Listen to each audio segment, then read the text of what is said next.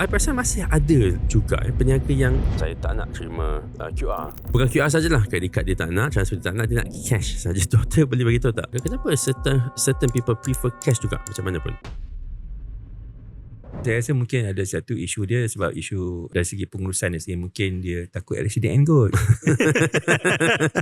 Kan dia tak nak declare kan. Jadi dia tak nak benda tu masuk ke bank dan sebagainya. Sebab bila kita buat ni dia ada transaction, dia ada history dia. Duit akan masuk ke dalam bank account dia. Jadi dia adalah dia punya tahu berapa dia punya revenue, berapa dia punya jualan dia, berapa dia punya profit dan sebagainya. Itu mudah kalau kita nampak, tapi setengah orang dia masih nak hide. Dia yang kita panggilkan the grey economy tu. Grey economy. The grey economy di mana dia tak dicatatkan kan. Contoh makcik jual goreng pisang pun kadang-kadang bayar cash lah. Jadi kita tak tahu berapa makcik tu buat satu hari.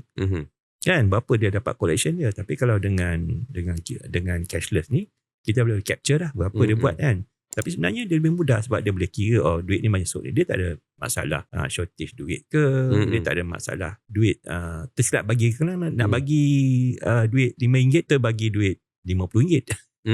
Kan nak bagi balance kan. Kadang tersilap kan. Tapi bila ada cash ni tak ada isu lagi.